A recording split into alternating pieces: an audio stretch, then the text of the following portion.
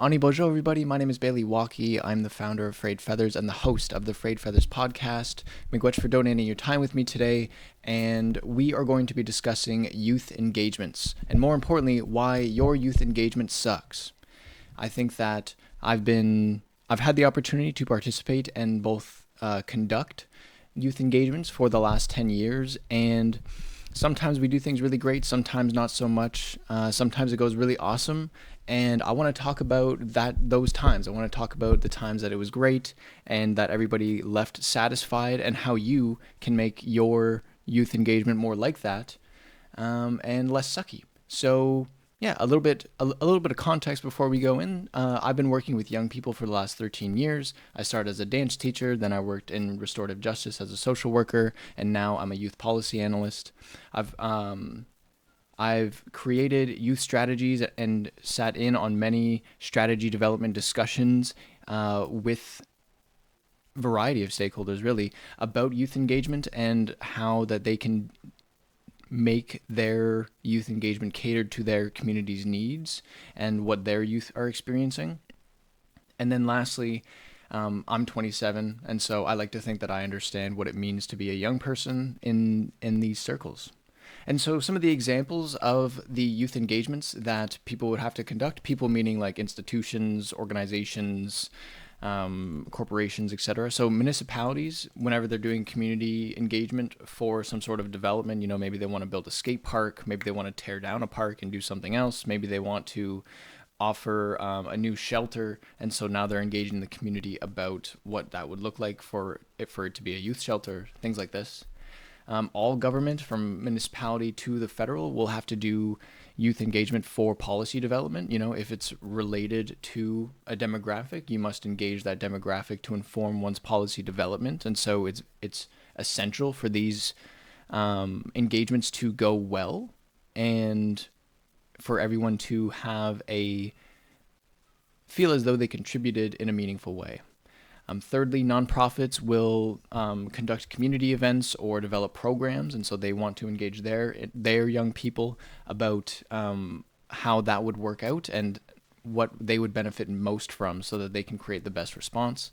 And then schools, for like literally anything, especially if they are below or at high school or under, all those people are going to be considered youth. You get the point. And so a lot of these engagements are done in a traditional way. Traditional meaning that people show up, they have an honorarium, there's food involved, maybe their transportation is covered, and I want to use that kind of as like a framework to kind of build out what else would make things great, and so or awesome, I should say. And so youth engagement is and the reason why I want to do this is because I feel like youth engagement is especially important, because if you consider every Indigenous leader that you could think of right now, that person will be replaced by a young Indigenous person. Maybe they won't be young when they replace them, but they're likely alive right now. And then if we consider the overall success of reconciliation, whatever that means for your community, youth reconciliation is essential to the success of that reconciliation, because somebody's going to have to take over your initiatives.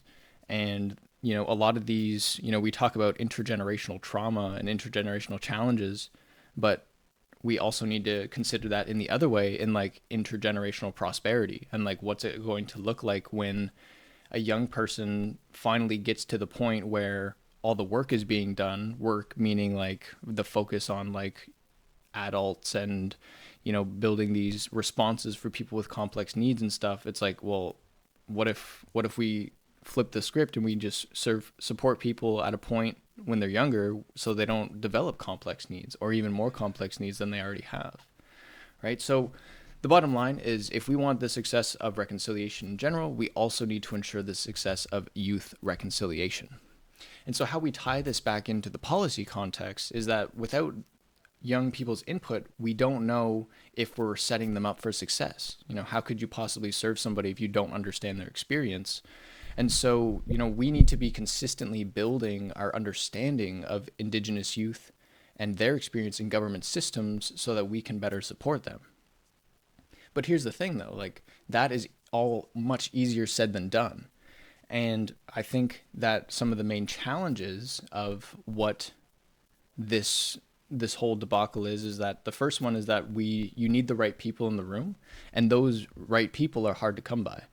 And when I say the right people, what I mean is like that they actually enjoy hanging out with young people, or they actually like just enjoy the vibe of being around a bunch of young people. And then more importantly, like how to connect with them. I think a lot of people are like really kind-hearted, and like they don't dislike young people, and they don't have a problem like conducting youth engagements, but like if their heart and soul is not into it, then it's going to be really difficult to bring the energy. Like I think with young people, there's so much that they need to answer for themselves, like just generally being insecure, or feeling comfortable with their voice and their opinions. And they're also like experimenting with like social, like in their social circles, right? Like they're trying out different personalities, they're trying out different styles of clothing, like all these different things. And so like it can be kind of hard to like bring out a young person's self-expression, because they're still learning themselves and like what their self-expression looks like. And so like you need to bring, as the conductor of the engagement, you need to bring a lot of energy so that people feel comfortable to express themselves, even if they feel kind of uncertain about it. And I think that in understanding that experience and like wanting to bring the energy and get the best out of the participants, I think the second challenge to not having the right people is that we focus too much on creating a welcoming environment and not an inclusive one. And what I mean by that is that like, when we feel welcome, it's like it's a space that you feel okay to go into, but that's that's the peak of a welcoming environment. It's that you felt okay to go into the environment, and it was inviting enough, and it looked okay, acceptable, safe from the outside. Okay, but once you're in the actual environment, like if you go up and like be pleasant to people, like that's the expectation. You've created a welcoming environment. Okay, that is not like being very nice to people who have a diverse needs and like are part of let's just say minority groups generally. Just by being nice to them, that's not being inclusive. Like what being inclusive means is like building trust with people and making them feel included into the process. And so it's really hard to do that when you just like engage somebody from the outside, like, oh, hey, come on into our room.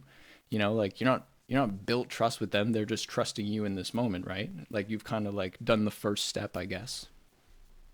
And so the next part of this is that you need to onboard the youth into your process. So if we're talking about policy development, let's just say something broad, like,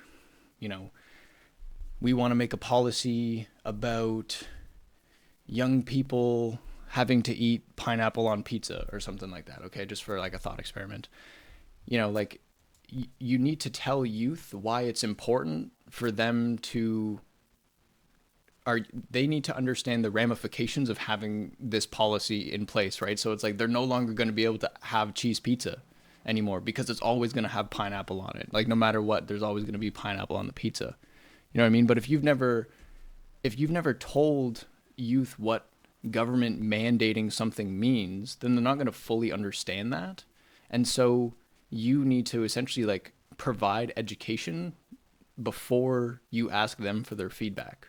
And so if you are going into a youth engagement, you want to find ways to do this in a fun and dynamic way. Like we can present in front of youth as much as we want, but it's really hard to teach somebody, and like it's one-way traffic when you teach somebody like that, when you just present at them, and you kind of just have to hope that they're interested enough to like listen to you. Because the other part of youth engagements is that like you're likely giving them an honorarium for attending, right? And so like some youth are going to show up just for that, and that's fine. But if they show up just for that, and you bring the energy, and you teach them something in a way that's dynamic and fun and engaging, well, that person who didn't have any learning objectives before they came into the process probably learned a thing or two. You know what I mean? Reluctantly, maybe. But nonetheless, they learned something. And that's kind of like what I'm going to circle back to, kind of like, it's an investment in further engagements. And so, onboarding youth into your process and like understanding why they need to give you feedback or why you're engaging them more broadly is going to build trust with them. They're going to see you as somebody who that they can trust and that they that has their best interest in mind. You're not just there to get your feedback and then go back to your whoever you got to report to, and then you're good to go. You're actually here trying to like bring a level of understanding to the young people before asking for something in return. And so, we need to not think of youth engagements as transactional. They're almost like an investment in the next engagement. And eventually you just engage the same pool of youth so much, so often.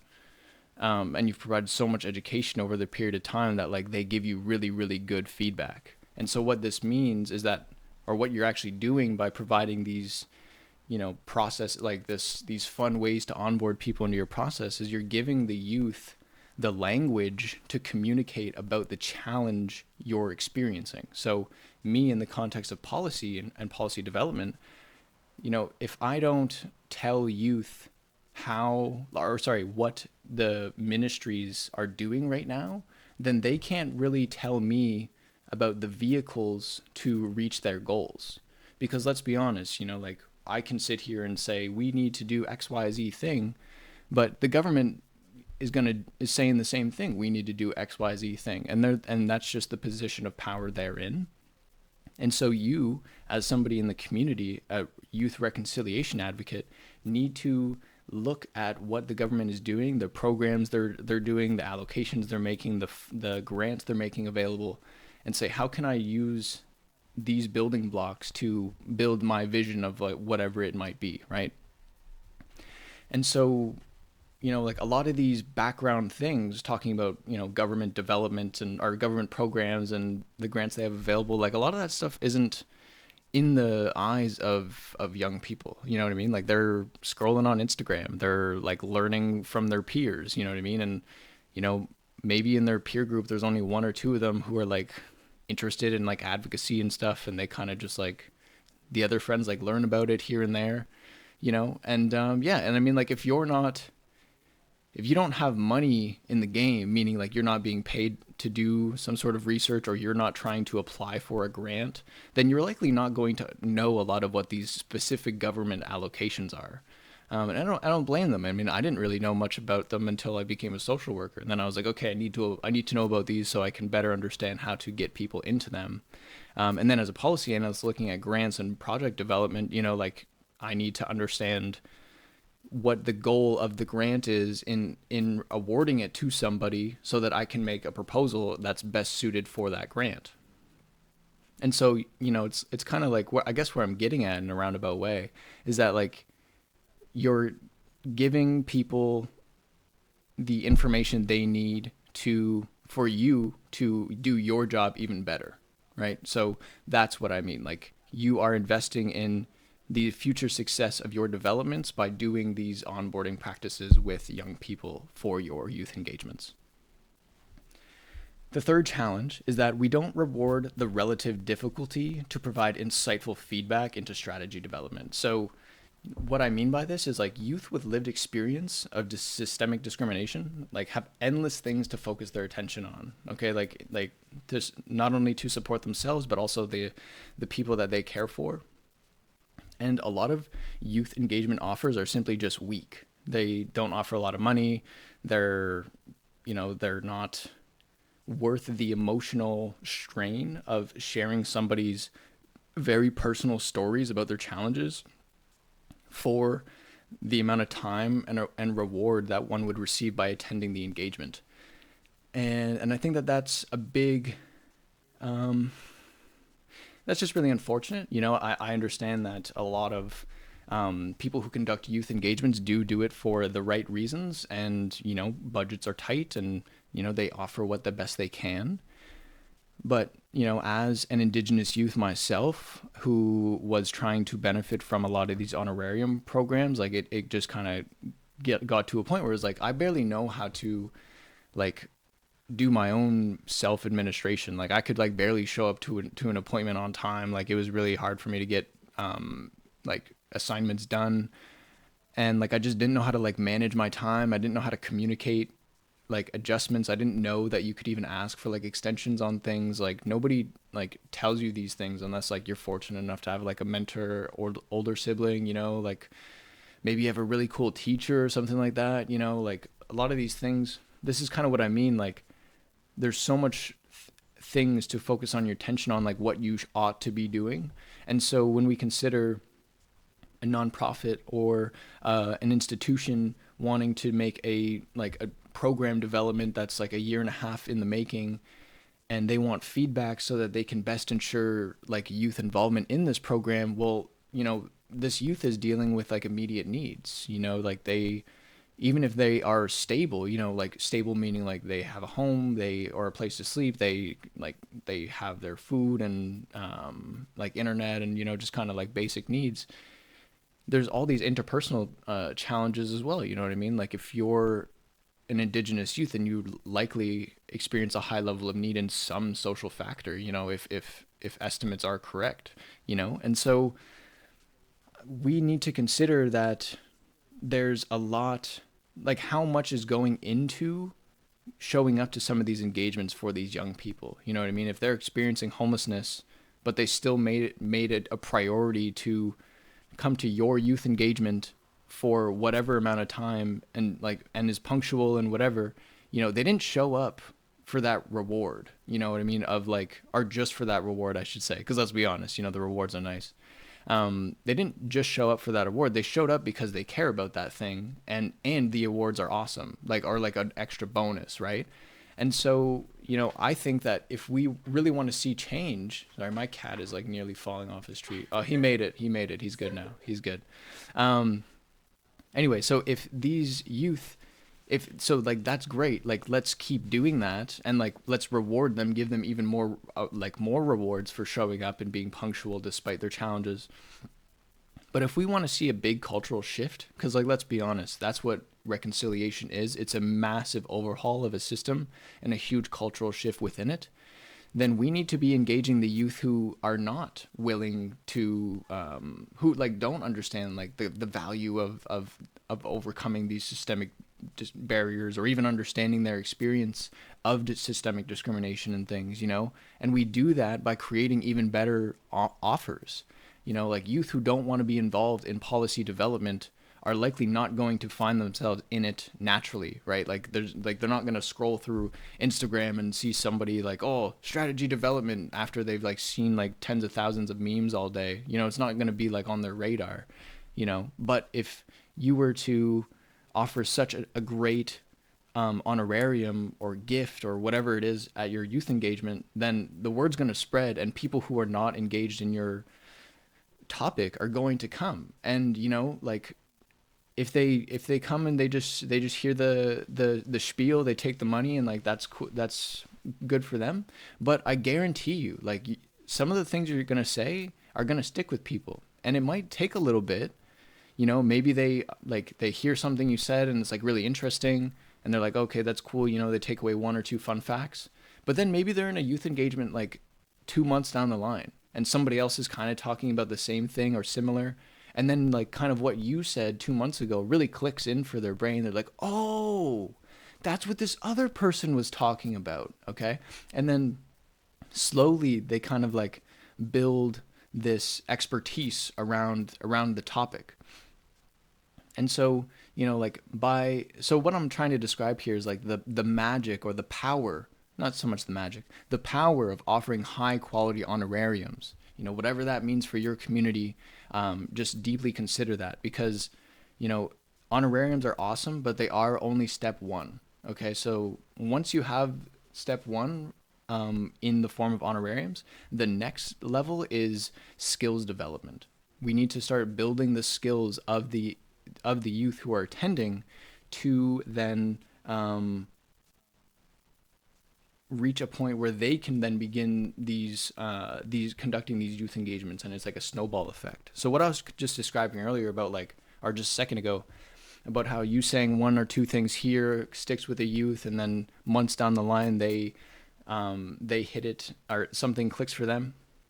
You know, it's like that's what it that's like the investment aspect of youth engagement. You know, you can't see it as I'm giving them cash and time and my time and whatever and research, and then they're going to give me feedback. You need to say I'm doing all this, and I'm going to do a 3-part series, and by the end of it I'm going to get the feedback that I want.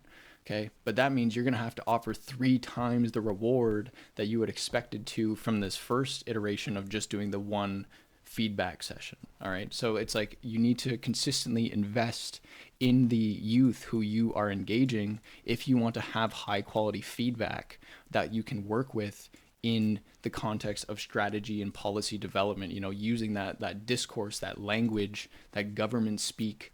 And yeah, and so, you know, the missing vision is what I call this next section, because it's talking about how like the value of skills development, and I think that youth see this, like have this like vision and this aspiration about like how things connect. Okay, and so what I mean is like, if we consider like micro level skills like learning office administration or learning to analyze policy, you know, like these hard micro skills, then those learning those things can lead to macro level developments.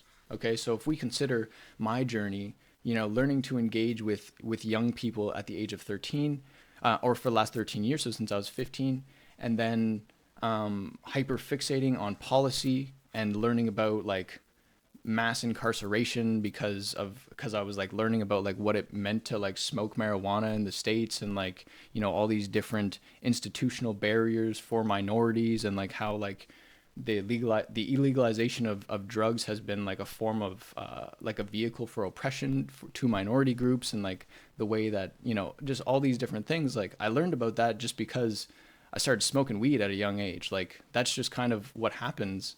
And you know, this has led me down a path of going into social work and eventually as a policy analyst.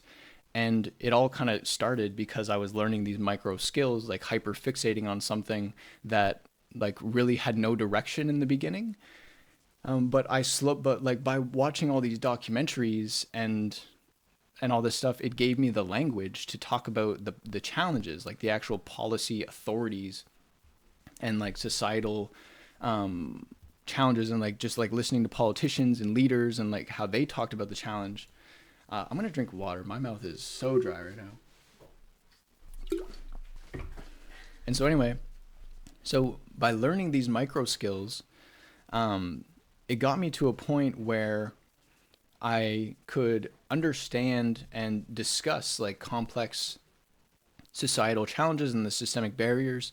But then I had to like learn these hard skills like in writing, you know, or should say to write about the things in my mind so that other people can understand them, right? Because like if you understand your vision, that's great, but what's really going to take things off is whenever you can explain it to other people. And so like learning to do that, learning to write in a way for people to understand me despite me talking about something very complex, you know, it is leading to macro level changes, at least in my opinion, whatever my version of macro is. And so, you know, I think a lot of other young people see this same thing where it's like, if I knew how to do these hard skills, plus what I already know via my lived experience, via my own research, via my hyperfixations, my binge watches, all these things, then they could find themselves in like a good paying job, or find themselves part of circles where other people are searching for these opportunities, and you know, it just elevates their lifestyle and things like this. And so, you know, I feel like, you know, as like when trying to communicate this to to people who are not young, let's say, I think that it can be, we can forget the journey a little bit, you know what I mean? And like, we need to kind of like, um, we need to offer our mentorship in of like a lot more, like in the context of whatever thing you're doing. So for example, if I'm doing like policy development, then I'm going to teach the youth about I'm going to mentor the youth about about the different government mechanisms that are going to support our policy development and like why it's needed and stuff. But then also like I could mentor the youth by extension of being like, hey, if you want to continue with this learning, you can write me some sort of feedback, some sort of letter, maybe you could take a picture and then write me a couple paragraphs about that picture, and we'll wordsmith it together to put it into government speak to like kind of convey your message to the government. And then what happens is like you're giving the youth an opportunity to take what you've taught them like in these other engagements, and you're giving them an exercise for them to funnel their skills. And they're going to learn a lot just through the process of going through that exercise, like in seeing your corrections, in seeing the way that you discuss the challenge, the way that you're approaching something differently than how they would. They're going to learn like kind of how they need to communicate about their experience so that other people can understand them. Because like I think we see this in all other things too, you know what I mean? Like you have a best friend or something like that, and your best friend and you have a disagreement, and to you it just makes so much sense, like your decisions, but now you need to explain yourself to somebody else, and you explain your side of the story and it's just like unsatisfying to them, you know what I mean? And and a big reason for that is because they just don't understand your perspective, like how you would have came to that conclusion. And I think that it comes down to communication.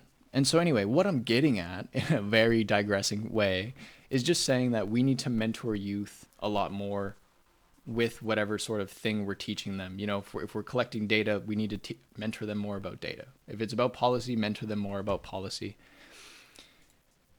And so lastly, or I guess I kind of touched on this, is that we take our skills for granted and chalk it up to a lack of maturity.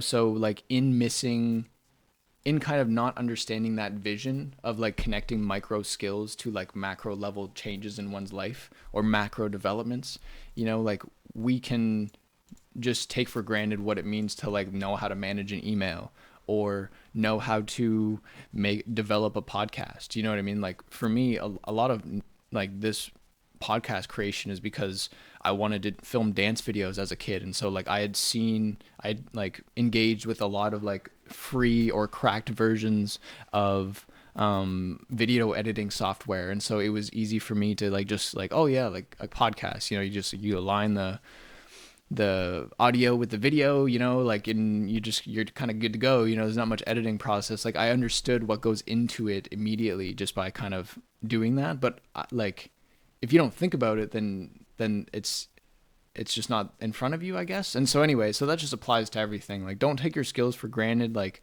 don't like ever think that like, people will just figure it out as they mature. Like, no, like you actually need to be very deliberate about like the skills that are required for whatever thing.